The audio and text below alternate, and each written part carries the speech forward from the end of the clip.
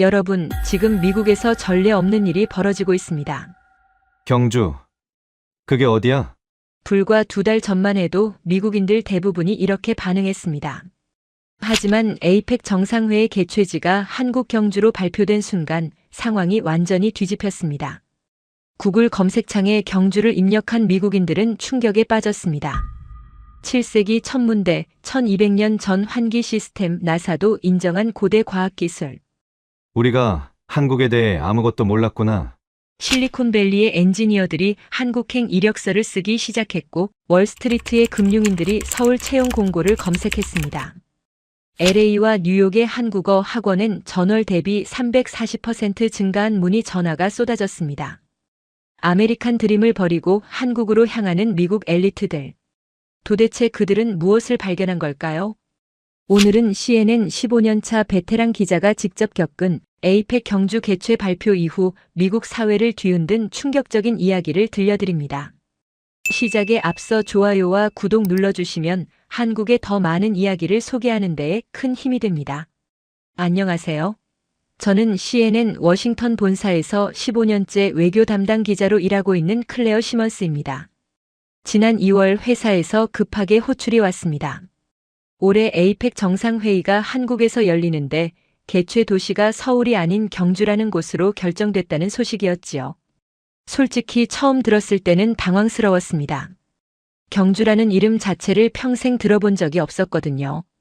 회의실에 모인 동료 기자들도 마찬가지였습니다. 모두들 고개를 갸우뚱하며 스마트폰을 꺼내 들었어요. 저 역시 구글 검색창에 경주를 입력했습니다. 그런데 검색 결과를 보는 순간 손가락이 멈췄더군요. 화면에는 놀라운 이미지들이 쏟아져 나왔습니다. 돌로 쌓아 올린 우아한 곡선의 탑, 거대한 무덤처럼 보이는 초록빛 언덕들, 그리고 호수에 비친 고대 건축물의 야경까지. 하지만 무엇보다 제 눈길을 사로잡은 건 첨성대라는 건축물이었습니다. 7세기에 지어진 동양 최고의 천문대라는 설명이 붙어 있었어요. 처음엔 믿기지 않았습니다. 7세기라면 유럽은 아직 암흑기에 빠져 있던 시절 아닙니까?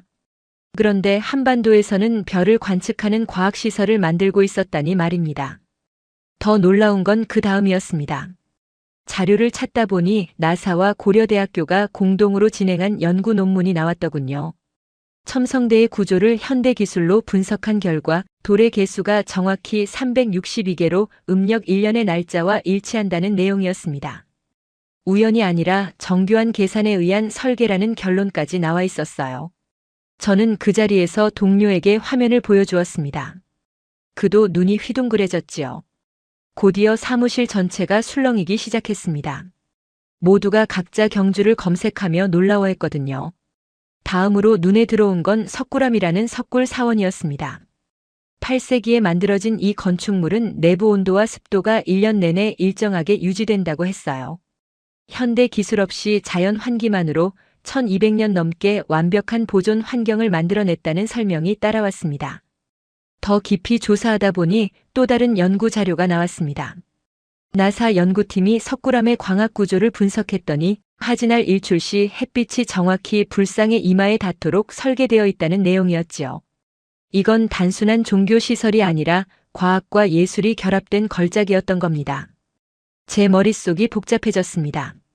저는 지난 15년간 파리, 런던, 베를린, 도쿄 등 세계 주요 도시에서 열린 국제회의를 취재해왔어요. 그 어떤 도시도 이런 식으로 저를 놀라게 한 적이 없었습니다. 화려한 마천루나 웅장한 궁전은 많이 봤지만 1000년 넘는 과학기술 유산을 가진 도시는 처음이었거든요. 그날 저녁 집으로 돌아와서도 계속 자료를 찾아봤습니다. 경주는 신라라는 왕국의 수도로 1000년 가까이 번영했다고 나와 있었어요. 그 긴 세월 동안 축적된 문화와 기술이 지금도 고스란히 남아있다는 사실이 믿기지 않았습니다. 다음 날 출근하니 사무실 분위기가 완전히 달라져 있었습니다. 평소 무뚝뚝하던 선배 기자가 제게 다가와 물었어요. 한국이 이런 나라였다는 걸 알고 있었냐고 말입니다. 저도 전혀 몰랐다고 대답했지요. 그는 자기도 어젯밤 내내 한국 역사를 찾아봤다며 흥분한 목소리로 말했습니다. 금속 활자를 세계 최초로 만든 나라가 한국이고 거북선이라는 철갑선을 16세기에 이미 운용했다는 사실까지 알게 됐다고 했어요. 우리가 한국에 대해 너무 모르고 있었다는 자책 섞인 말도 덧붙였습니다. 점심시간에는 직원 식당이 온통 한국 이야기로 가득했습니다. 누군가는 불국사의 석조 건축 기술에 감탄했고 또 다른 이는 천마총에서 발굴된 금관의 정교함에 놀라워했지요. 평소 정치 뉴스만 다루던 딱딱한 사무실이 마치 문화 토론장처럼 변해 있었습니다. 그날 오후 편집장이 긴급 회의를 소집했습니다. 에이펙 회의 전에 경주에 대한 사전 특집 기사를 준비하자는 제안이었어요. 단순한 회의 보도가 아니라 한국의 역사와 문화를 깊이 있게 다루는 시리즈를 만들고 싶다고 했습니다. 그 자리에서 저를 비롯한 3명의 기자가 선발되었습니다. 우리는 즉시 자료 조사에 들어갔지요. 며칠간 한국 관련 논문과 다큐멘터리를 찾아보며 준비했습니다. 알면 알수록 놀라운 나라였어요. 일주일쯤 지났을 때 회사 내부망에 흥미로운 보고서가 올라왔습니다. 뉴욕지사에서 보낸 자료였는데 경주 개최. 소식 이후 미국 내 한국 관련 검색량이 급증하고 있다는 내용이었지요. 단순한 호기심을 넘어서 실질적인 관심으로 이어지고 있다는 분석까지 포함되어 있었습니다. 실제로 제 주변에서도 변화가 감지되었습니다. 평소 중동 정세만 다루던 동료가 한국어 기초 회화책을 사왔고 경제부 기자는 한국 기업 취재를 자청했어요.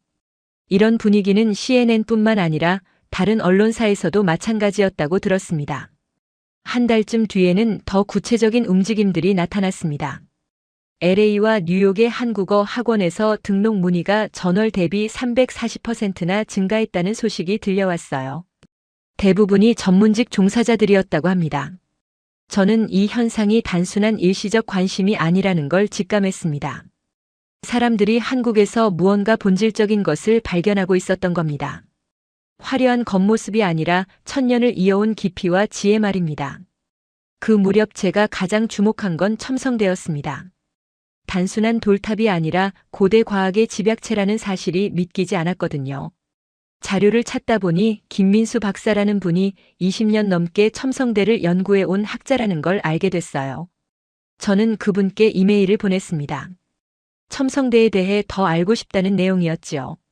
놀랍게도 다음날 바로 답장이 왔더군요. 친절하게도 자세한 연구 자료까지 첨부해 주셨습니다. 그 자료를 읽으며 저는 완전히 다른 세계를 접하게 됐습니다. 첨성대는 높이가 9m 정도밖에 안 되는 작은 건축물이었어요. 하지만 그 안에 담긴 과학적 원리는 현대 천문학자들도 놀랄 만한 수준이었습니다. 가장 놀라웠던 건 돌의 배치였어요. 362개의 돌로 쌓아 올렸다는 건 앞서 말씀드렸지요. 그런데 더 깊이 들어가 보니 층의 개수도 의미가 있었습니다. 총 27층으로 이루어져 있는데 이 숫자가 신라의 27대 선덕 여왕을 상징한다는 해석이 있었어요. 김 박사님의 자료에는 최신 3차원 측정 기술로 분석한 결과도 포함되어 있었습니다. 첨성대의 창문이 정확히 남쪽을 향하고 있고 그 각도가 하지와 동지의 일출 방향과 일치한다는 내용이었지요. 1400년 전 사람들이 어떻게 이런 정밀한 계산을 해냈는지 상상이 안 갔습니다. 더 흥미로운 건 음향 효과였어요. 첨성대 내부에서 특정 위치에 서서 소리를 내면 그 음파가 증폭되어 먼 곳까지 전달된다고 했습니다. 현대 음향학으로도 설명하기 어려운 정교함이라는 평가가 붙어 있었어요. 저는 이 자료들을 동료 기자들과 공유했습니다. 모두가 입을 다물지 못했지요. 특히 과학부 기자는 이게 정말 가능한 일이냐며 몇 번이고 되물었습니다. 저도 처음엔 믿기 어려웠으니까요. 그날 저녁 집에 돌아와 생각에 잠겼습니다. 유럽이 암흑기를 겪을 때 한반도에서는 이런 과학기술이 꽃피우고 있었다는 사실이 새삼 놀라웠어요. 우리가 역사 교과서에서 배운 세계사는 너무 서구 중심적이었던 게 아닌가 싶었습니다. 며칠 뒤에는 석굴암에 대한 자료도 손에 넣게 됐습니다. 8세기에 만들어진 이 석굴 사원은 건축학적으로 거의 완벽에 가깝다는 평가를 받고 있었어요. 특히 환기 시스템이 압권이었습니다. 석굴암은 토암산 중턱에 위치해 있었지요. 자연적으로 습기가 많이 차는 환경이었습니다. 그런데도 내부는 1년 내내 일정한 온도와 습도를 유지한다고 했어요. 비결은 돌과 돌 사이에 숨겨진 미세한 틈이었습니다. 이 틈들이 공기의 흐름을 조절해 자연 환기를 만들어냈던 거예요. 전기도 기계도 없던 시대에 이런 시스템을 설계했다는 게 믿기지 않았습니다. 현대 건축가들도 이 원리를 연구해 친환경 건축에 응용하고 있다는 내용까지 나와 있었어요. 나사 연구팀이 분석한 광학 구조도 놀라웠습니다. 하지날 새벽 첫 햇살이 석굴암 입구를 통과하면 정확히 본존불의 이마에 닿도록 설계되어 있었지요. 컴퓨터 시뮬레이션으로 검증한 결과 오차가 거의 없었다고 합니다. 이쯤 되니 의문이 들었습니다. 도대체 신라 사람들은 어떤 지식 체계를 가지고 있었길래 이런 걸 만들 수 있었을까요? 단순한 경험이나 우연으로는 불가능한 수준이었거든요. 자료를 더 찾아보니 신라에는 국립교육기관이 있었다고 나와 있었습니다. 화랑도라는 조직을 통해 젊은이들에게 학문과 무술을 가르쳤고 천문 관측과 수학도 중요한 교육 과목이었다고 해요. 그러니까 체계적인 교육과 연구가 이루어지고 있었던 겁니다. 그 결과물이 첨성대이고 석굴암이었던 거지요. 이건 단순히 뛰어난 장인 한두 명의 업적이 아니라 사회 전체의 지적 수준이 높았다는 증거였습니다. 워싱턴에 있는 제 친구 중에 건축학 교수가 한 명 있었어요. 저는 그에게 석굴암 자료를 보내주었습니다. 며칠 뒤 그에게서 전화가 왔더군요. 목소리가 흥분되어 있었어요. 자기도 이런 건축물은 처음 본다고 했습니다. 특히 자연 환기 시스템이 놀랍다며 학생들에게 꼭 소개하고 싶다고 말했지요. 한국 건축의 우수성이 제대로 알려지지 않은 게 아쉽다는 말도 덧붙였습니다. 그의 반응을 보며 확신이 들었습니다. 경주가 단순한 관광지가 아니라 인류 문명사에서 중요한 의미를 가진 곳이라는 사실 말입니다. 이곳에서 에이펙 회의가 열린다는 건 우연이 아니었어요. 한국이 세계에 보여주고 싶은 메시지가 분명히 있었던 겁니다. 그 무렵 예상치 못한 변화가 감지되기 시작했습니다. 경주 자료를 찾던 사람들이 한국의 다른 문화유산에도 관심을 보이기 시작한 거예요. 특히 금속활자 이야기가 큰 반향을 일으켰습니다. 구텐베르크가 금속활자를 발명한 건 15세기였지요. 그런데 한국에서는 그보다 200년이나 앞선 13세기에 이미 금속활자로 책을 찍어냈다는 사실이 알려지면서 사람들이 충격을 받았어요. 직지심체요절이라는 책이 그 증거였습니다. 1377년에 인쇄된 이 책은 현재 프랑스 국립도서관에 보관되어 있었어요. 유네스코에서도 세계에서 가장 오래된 금속 활자본으로 공식 인정했다고 합니다. 사무실에서 이 이야기가 나오자 한 동료가 반문했습니다. 그럼 서양 역사에서 구텐베르크를 그렇게 중요하게 다룬 건 뭐냐는 거였어요. 저도 순간 할 말이 없었습니다. 역사부 기자가 설명을 덧붙였어요. 구텐베르크의 업적은 금속 활자의 발명이 아니라 대량 생산 시스템의 구축이었다고 말입니다. 하지만 기술 자체는 한국이 먼저였다는 건 분명한 사실이었지요. 이런 이야기들이 하나둘 알려지면서 미국 사회 전반에 묘한 분위기가 형성됐습니다. 우리가 한국에 대해 너무 모르고 있었다는 자각이었어요. K-팝이나 드라마만 알고 있었지 그 되뇌 이런 깊은 문명이 있었다는 건 생각지도 못했던 겁니다. 실리콘밸리에서 일하는 제 대학 동창이 문자를 보내왔습니다.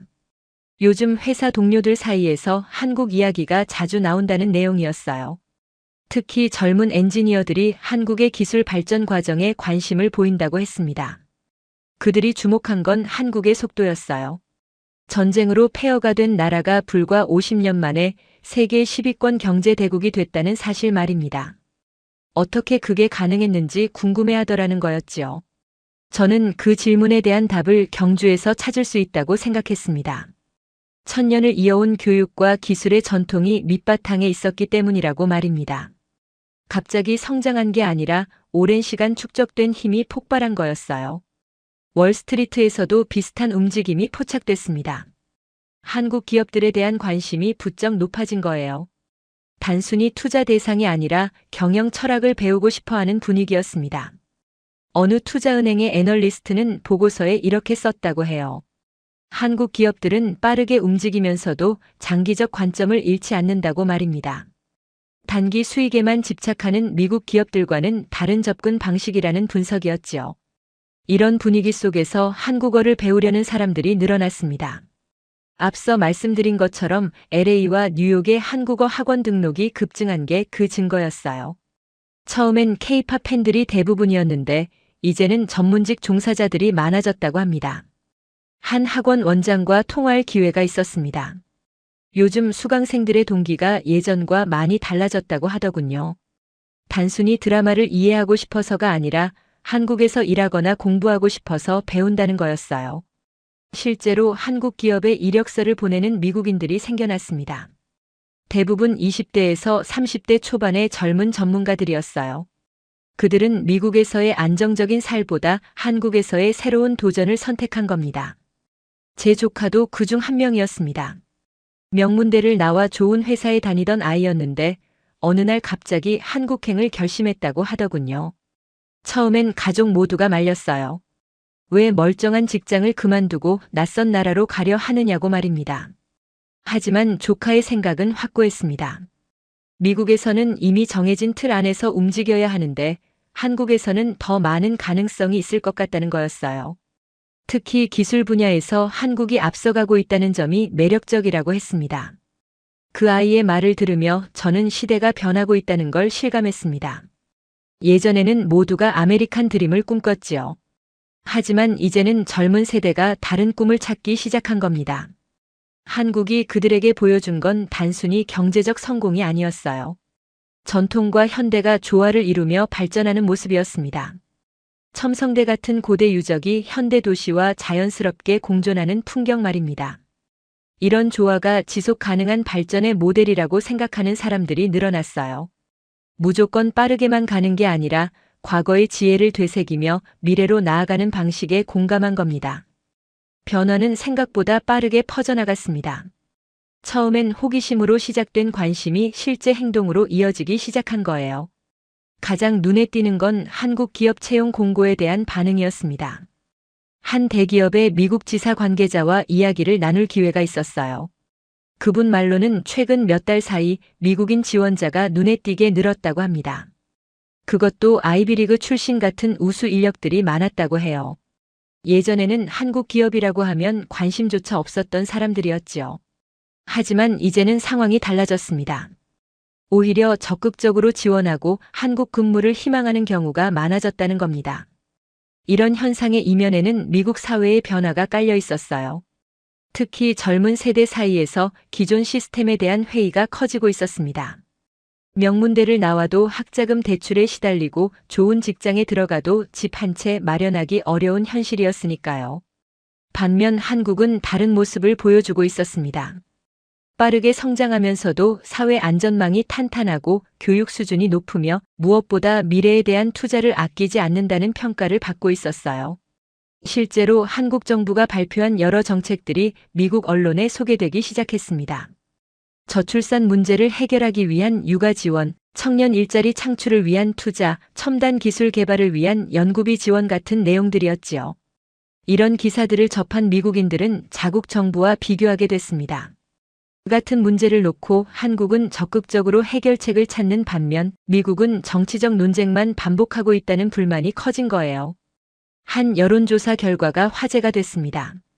30대 이하 미국인 중 해외 이주를 고려하는 비율이 역대 최고치를 기록했다는 내용이었어요.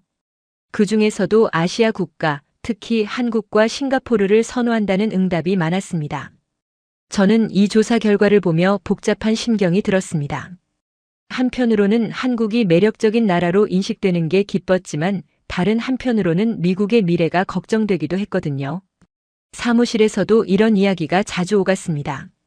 한 선배 기자는 자기 아들이 대학 졸업 후 한국 회사에 취직하고 싶다고 해서 놀랐다고 하더군요. 처음엔 반대했지만 아이의 결심이 워낙 확고해서 결국 허락했다고 합니다. 그 선배는 이렇게 말했어요. 자기 세대는 미국이 최고라고 믿으며 자랐는데 지금 젊은이들은 더 이상 그렇게 생각하지 않는 것 같다고 말입니다. 세상이 많이 변했다는 걸 실감한다고 했지요. 실리콘밸리에서는 더 구체적인 움직임이 포착됐습니다. 한국에 지사를 둔 테크 기업들의 미국 본사 직원들이 한국 근무를 희망하는 경우가 늘었다는 겁니다. 승진이나 연봉과 상관없이 그냥 한국에서 일하고 싶다는 이유였어요. 한 스타트업 대표는 인터뷰에서 이렇게 말했습니다. 한국의 일 처리 속도와 효율성을 직접 경험하고 싶어하는 직원들이 많다고 말입니다. 실리콘밸리도 빠르다고 하지만 한국은 차원이 다르다는 평가가 업계에 퍼져 있다고 했어요. 금융권도 마찬가지였습니다. 월스트리트의 젊은 애널리스트들이 한국 금융시장에 관심을 보이기 시작했거든요. 한국 증시가 저평가되어 있다는 분석과 함께 한국 핀테크 산업의 성장 가능성에 주목하는 보고서가 쏟아졌습니다. 어느 투자회사에서는 아예 한국 전담팀을 신설했다고 해요. 그 팀에 지원하는 사람이 예상보다 훨씬 많아서 선발 과정이 치열했다고 합니다. 모두가 한국 시장을 직접 경험하고 싶어 했던 거지요. 이런 분위기가 형성된 데는 K-팝과 드라마의 역할도 컸습니다. 문화 콘텐츠를 통해 한국에 친숙해진 세대가 성장해 사회 진출을 시작한 거예요. 그들에게 한국은 더 이상 낯선 나라가 아니었습니다. 하지만 단순히 문화적 호감만으로는 설명되지 않는 부분이 있었어요. 경주의 역사 유적들이 보여준 깊이, 그리고 현대 한국이 이룬 성취가 결합되면서 만들어진 독특한 매력이 작용한 겁니다. 1000년 전 과학기술과 21세기 첨단 산업이 공존하는 나라. 전통을 소중히 여기면서도 미래를 향해 빠르게 나아가는 사회. 바로 이런 이미지가 젊은 미국인들에게 강렬한 인상을 남긴 거였습니다. 시간이 흐르면서 변화는 더욱 구체적인 모습을 드러냈습니다. 단순한 관심을 넘어 실제로 한국행을 준비하는 사람들이 늘어난 거예요. 그 중심에는 아이러니하게도 아메리칸 드림에 대한 회의가 자리하고 있었습니다. 아메리칸 드림이라는 개념은 오랫동안 미국 사회를 지탱해온 신화였지요. 노력하면 누구나 성공할 수 있다는 믿음 말입니다. 하지만 최근 들어 이 신화에 균열이 생기기 시작했어요. 한 경제연구소의 보고서가 큰 파장을 일으켰습니다. 현재 30대 미국인의 생활 수준이 부모 세대보다 낮아졌다는 내용이었어요. 같은 나이대 부모님들이 누렸던 것들을 지금 세대는 누리지 못한다는 겁니다. 집 한 채 마련하는 게 점점 더 어려워지고 의료비와 교육비는 천정부지로 치솟았습니다. 명문대를 졸업해도 학자금 대출 때문에 수십 년을 허덕이는 게 현실이었지요. 열심히 일해도 나아지는 게 없다는 좌절감이 퍼져나갔습니다. 반면 한국은 다른 경로를 보여주고 있었어요. 물론 한국도 문제가 없는 건 아니었습니다. 하지만 적어도 사회가 함께 문제를 해결하려 노력한다는 인식이 있었어요. 한 미국인 유학생이 쓴 글이 소셜미디어에서 화제가 됐습니다. 서울에서 1년간 교환학생으로 지낸 경험을 담은 글이었어요. 그는 한국의 대중교통 시스템, 의료 서비스, 치안 수준의 깊은 인상을 받았다고 썼습니다. 특히 놀라웠던 건 밤늦게 혼자 걸어 다녀도 안전하다는 점이었대요. 뉴욕이나 LA에서는 상상도 할 수 없는 일이라고 했습니다. 지하철도 깨끗하고 정확했으며 병원비도 미국에 비하면 턱없이 저렴했다고 해요. 그 글은 순식간에 수만 건의 공유를 기록했습니다.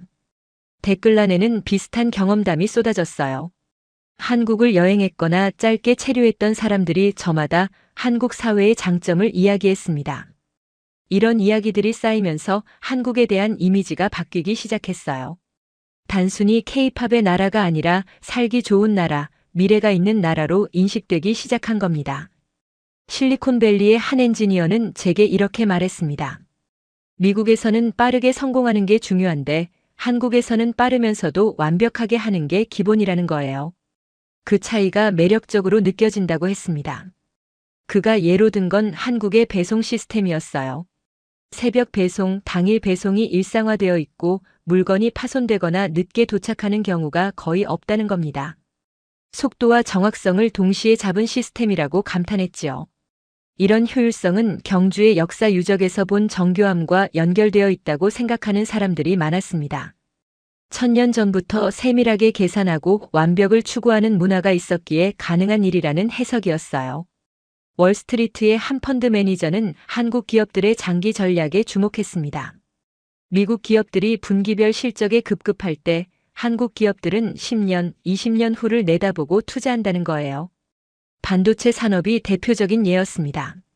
한국 기업들은 수십 년 전부터 꾸준히 연구개발에 투자했고 그 결과 지금은 세계 시장을 주도하고 있었지요.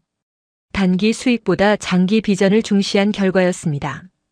이런 접근 방식이 젊은 미국인들에게 새로운 모델로 다가왔어요.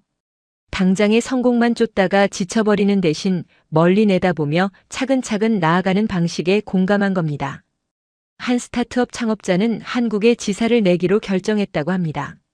미국에서는 빠른 성장을 요구하는 투자자들의 압박이 심했는데 한국에서는 조금 더 여유를 가지고 사업을 키울 수 있을 것 같다는 판단이었어요. 교육 분야에서도 변화가 감지됐습니다. 한국 대학에 지원하는 미국 학생들이 늘어난 겁니다. 특히 공학이나 과학 분야에서 한국 대학들의 수준이 높다는 평가가 퍼지면서 관심이 커졌어요. 한명문대 입학 상담사는 이런 추세가 앞으로 더 강해질 거라고 전망했습니다. 미국 대학의 높은 등록금과 한국 대학의 우수한 교육 수준을 비교하면 한국이 훨씬 경쟁력 있다는 거였어요. 이 모든 변화의 밑바탕에는 경주라는 도시가 상징하는 가치가 자리하고 있었습니다. 화려하지 않지만 깊이가 있고 빠르지만 정교하며 현대적이지만 전통을 잊지 않는 것. 바로 그런 균형이 지친 미국인들에게 희망으로 다가온 거였습니다. 실제로 한국행을 결심한 사람들의 이야기가 하나둘 알려지기 시작했습니다. 처음엔 개인적인 선택으로 보였던 일들이 점차 하나의 흐름을 형성해 가고 있었어요. 제가 직접 만난 사람 중에 마이클이라는 소프트웨어 엔지니어가 있었습니다. 그는 실리콘밸리의 유명 기업에서 일하다가 서울의 한 스타트업으로 이직을 결정했어요. 주변 사람들은 모두 말렸다고 합니다. 안정적인 직장과 높은 연봉을 포기하고 왜 모험을 하느냐는 거였지요. 하지만 그의 생각은 달랐습니다. 실리콘밸리에서는 이미 정해진 시스템 안에서 일하는 느낌이었는데 한국에서는 더 역동적인 환경에서 성장할 수 있을 것 같다고 했어요. 그가 특히 매력을 느낀 건 한국의 스타트업 문화였습니다. 빠른 의사결정, 수평적인 조직 문화, 그리고 실패를 두려워하지 않는 분위기가 좋았다는 겁니다. 미국도 비슷하다고 생각할 수 있지만 실제로는 차이가 있었대요. 미국 스타트업들은 투자자들의 눈치를 많이 봐야 했습니다. 분기마다 성과를 보여줘야 했고 그러다 보니 혁신보다는 안전한 선택을 하게 되는 경우가 많았지요. 반면 한국 스타트업들은 조금 더 과감한 도전을 한다는 인상을 받았다고 해요. 금융권에서도 비슷한 사례가 있었습니다. 월스트리트에서 일하던 제시카라는 애널리스트가 서울의 한 핀테크 기업으로 자리를 옮겼어요. 그녀가 한국을 선택한 이유는 성장 가능성이었습니다. 미국 금융시장은 이미 성숙 단계에 접어들었지만 한국 핀테크 시장은 아직 성장 여력이 크다고 판단했다는 겁니다. 실제로 한국의 디지털 금융 서비스는 세계적으로도 앞서 있었어요. 그녀는 특히 한국의 결제 시스템에 감탄했다고 합니다. 어디서든 모바일로 간편하게 결제할 수 있고 보안도 철저했지요. 미국에서는 아직도 신용카드를 주로 쓰는데 한국은 이미 몇 단계 앞서 있다고 느꼈다는 겁니다. 이런 개인들의 선택이 모여 작은 흐름을 만들기 시작했어요. 한국에 사무실을 둔 미국 기업들이 늘어났고 그에 따라 주재원을 희망하는 직원들도 많아졌습니다. 어느 글로벌 컨설팅 회사는 서울 사무소 근무를 희망하는 직원이 너무 많아서 내부 경쟁이 치열해졌다고 합니다. 예전에는 뉴욕이나 런던을 선호했는데 이제는 서울이 인기 순위에서 상위권에 올랐다는 거예요. 학계에서도 변화가 감지됐습니다. 한국 대학의 연구 환경이 우수하다는 평가가 퍼지면서 교수직에 지원하는 미국 학자들이 생겨났어요. 연구비 지원이 넉넉하고 최신 장비를 갖춘 실험실을 쓸 수 있다는 점이 매력적이었다고 합니다. 한 생명공학 연구자는 제게 이렇게 말했습니다. 미국에서는 연구비를 따내는 것 자체가 전쟁인데 한국에서는 정부와 기업이 적극적으로 지원한다는 거예요. 연구에만 집중할 수 있는 환경이 부러웠다고 했지요. 예술 분야도 예외는 아니었습니다. 한국의 대중문화 산업이 세계적으로 성공하면서 그 시스템을 배우고 싶어하는 창작자들이 늘어났어요. 음악, 영상, 디자인 등 다양한 분야의 인재들이 한국으로 향했습니다. 한 영화 제작자는 한국 영화계의 제작 시스템에 큰 관심을 보였습니다. 적은 예산으로도 높은 완성도의 작품을 만들어내는 효율성이 놀랍다는 거예요. 할리우드의 비대한 시스템과는 다른 민첩함이 있다고 평가했습니다. 이런 사례들이 언론에 소개되면서 더 많은 사람들이 자극을 받았습니다. 소셜미디어에는 한국 생활을 소개하는 계정들이 늘어났고 그들의 일상을 지켜보는 팔로워도 급증했어요. 한국에서 일하는 미국인들의 공통적인 반응은 생활의 편리함이었습니다. 대중교통이 잘 되어 있어 차가 없어도 불편하지 않고 24시간 편의점이 어디에나 있으며 배달 문화가 발달해 있다는 점들이었지요. 치안도 중요한 요소였습니다. 밤늦게 혼자 다녀도 안전하다는 점이 특히 여성들에게 큰 장점으로 다가왔어요.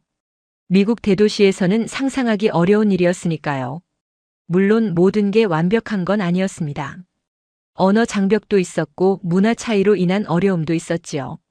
하지만 많은 사람들이 그런 어려움보다 얻는 게 더 크다고 느꼈습니다. 한 이주자는 이렇게 표현했어요. 한국에서는 사회가 개인을 지켜준다는 느낌을 받는다고 말입니다. 미국에서는 모든 걸 스스로 해결해야 했는데 한국에서는 시스템이 잘 작동해서 개인이 편하다는 거였어요. 이런 경험담들이 쌓이면서 한국에 대한 이미지는 계속 긍정적으로 변해갔습니다. 단순히 관광지가 아니라 실제로 살아볼 만한 곳, 미래를 설계할 수 있는 곳으로 인식되기 시작한 겁니다.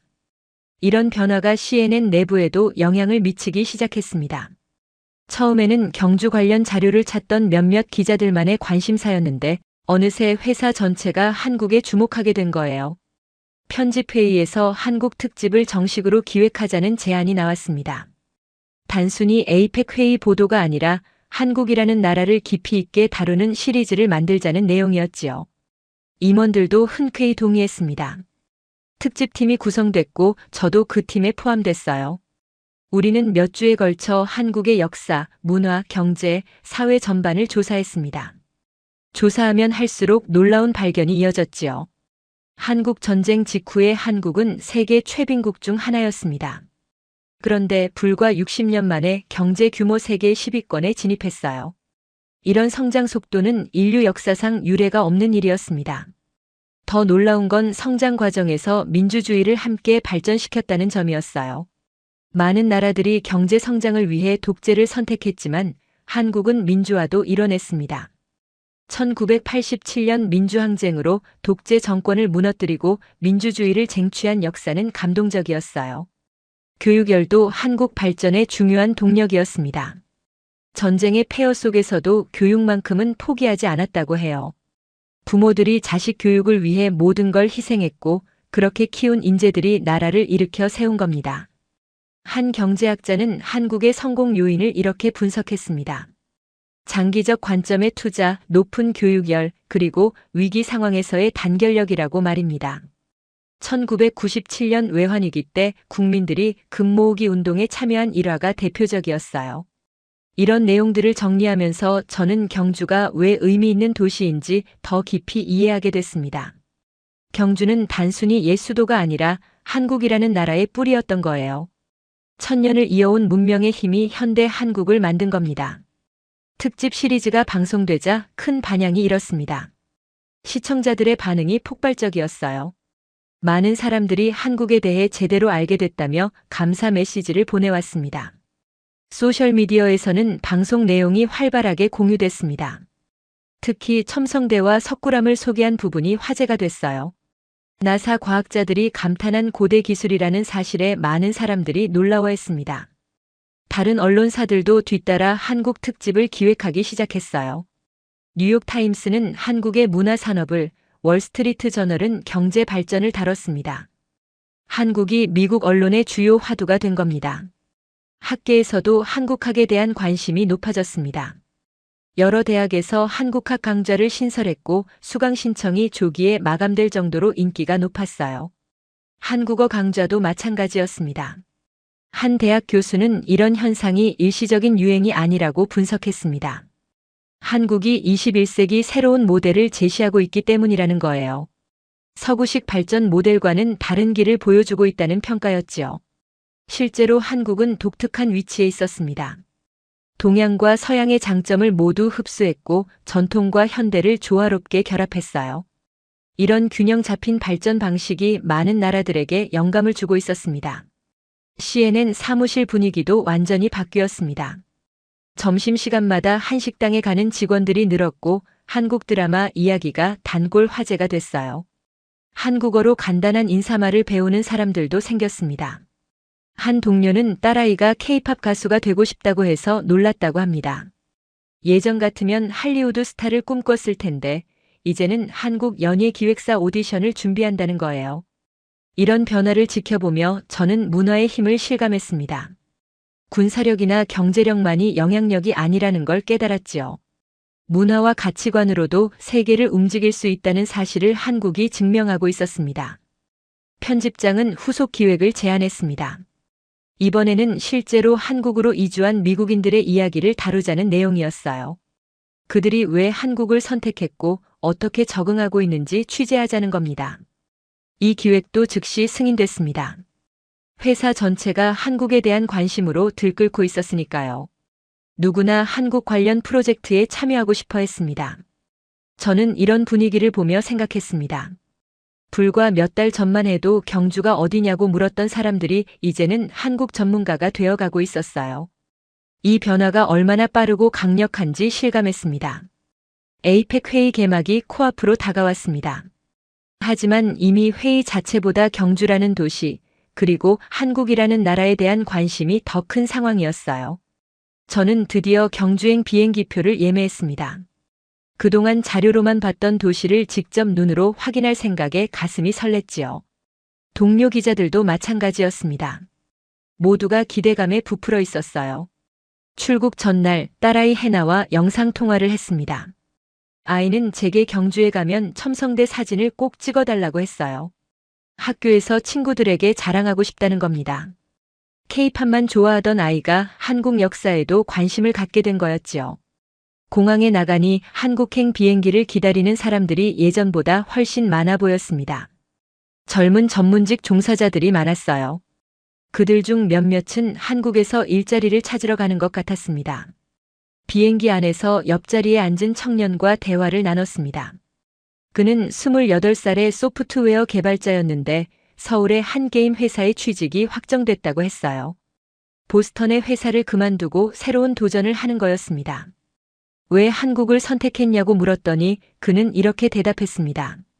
한국에는 미래가 있을 것 같다고 말입니다. 미국에서는 이미 정해진 길만 걸어야 할 것 같았는데 한국에서는 새로운 길을 만들 수 있을 것 같다고 했어요. 그의 눈빛에는 확신이 담겨 있었습니다. 불안이나 두려움이 아니라 기대와 흥분이 느껴졌지요. 그 모습을 보며 저는 시대가 정말 변하고 있다는 걸 실감했습니다. 비행기가 인천공항에 착륙했습니다. 공항에서부터 한국의 효율성이 느껴졌어요. 입국 수속이 빠르고 정확했으며 공항 시설도 깨끗하고 현대적이었습니다.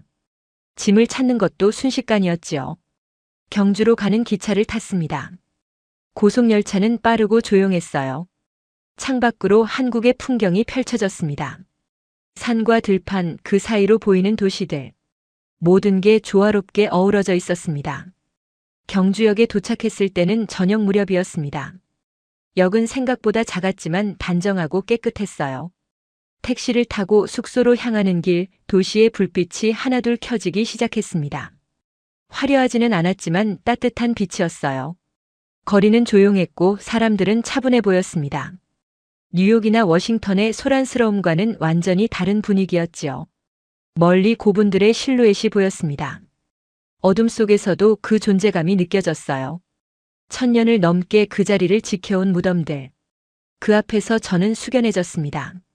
숙소에 체크인하고 창문을 열었습니다. 바깥 공기가 시원했어요. 별이 밝게 빛나고 있었습니다. 대도시에서는 볼 수 없는 맑은 밤하늘이었지요. 그날 밤 저는 오랫동안 창가에 앉아 있었습니다. 지난 몇 달간의 일들이 주마등처럼 지나갔어요. 경주라는 이름을 처음 들었을 때의 당혹감, 자료를 찾으며 느낀 놀라움, 그리고 지금 이 순간의 설렘까지. 미국에서는 지금도 많은 사람들이 한국을 검색하고 있을 겁니다. K-팝 가사를 찾다가 한국 역사를 발견하고 드라마를 보다가 한국 사회에 관심을 갖게 되는 사람들 말입니다. 그들 중 일부는 실제로 한국행을 결심할 거예요. 아메리칸 드림 대신 새로운 꿈을 찾아 태평양을 건너올 겁니다. 이미 그 흐름은 시작됐고 앞으로 더 커질 거라는 확신이 들었습니다. 내일이면 에이펙 회의가 시작됩니다. 세계 각국의 정상들이 이곳 경주에 모일 거예요. 그들도 저처럼 놀라게 될까요? 화려하지 않지만 깊이 있는 소란스럽지 않지만 강인한 이 도시의 매력을 발견하게 될까요? 저는 노트북을 열어 첫 기사의 제목을 적었습니다. 경주 고요함 속에 담긴 천년의 지혜. 이 작은 도시가 세계에 전하는 메시지는 분명했습니다. 진정한 위대함은 소리 높여 외치지 않아도 시간이 증명한다는 것. 그리고 지금 미국의 젊은이들이 그 메시지에 귀 기울이고 있었습니다. 수천 명의 엘리트들이 한국행을 준비하고 수만 명이 한국어를 배우고 수십만 명이 한국 문화를 탐구하고 있었어요. 이 모든 변화의 시작점에 경주가 있었습니다. 작고 조용한 도시 하나가 세상을 움직이고 있었던 겁니다. 화려한 홍보나 거대한 투자 없이 그저 천년을 이어온 진정성만으로 말입니다. 창밖을 다시 바라봤습니다. 어둠 속에서도 경주는 빛나고 있었어요. 눈에 보이는 빛이 아니라 역사와 문화가 만들어낸 보이지 않는 빛으로. 그 빛이 태평양을 건너 미국까지 닿았고 이제 세계로 퍼져나가고 있었습니다. 내일부터 시작될 일주일이 기대됐습니다. 이 도시가 제게 또 어떤 이야기를 들려줄지, 어떤 감동을 선사할지 궁금했어요. 한 가지는 확실했습니다. 경주에서 보낸 시간은 제 인생에서 가장 의미 있는 순간들로 기억될 거라는 것. 여러분, 이것이 제가 직접 경험한 놀라운 이야기입니다. 아직 회의는 시작도 하지 않았지만 이미 세계는 한국에 주목하고 있었어요. 경주라는 작은 도시 하나가 만들어낸 거대한 변화의 물결. 그 중심에 여러분의 나라 대한민국이 있었습니다. 오늘 사연은 여기까지입니다. 작은 도시 경주가 움직인 미국 사회 어떠셨나요? 사연의 주인공에게 응원의 댓글을 남겨주세요. 지금까지 감동정거장에서 사연 전해드렸습니다. 사연이 마음에 드셨다면 좋아요와 구독 부탁드립니다. 시청해주셔서 감사합니다.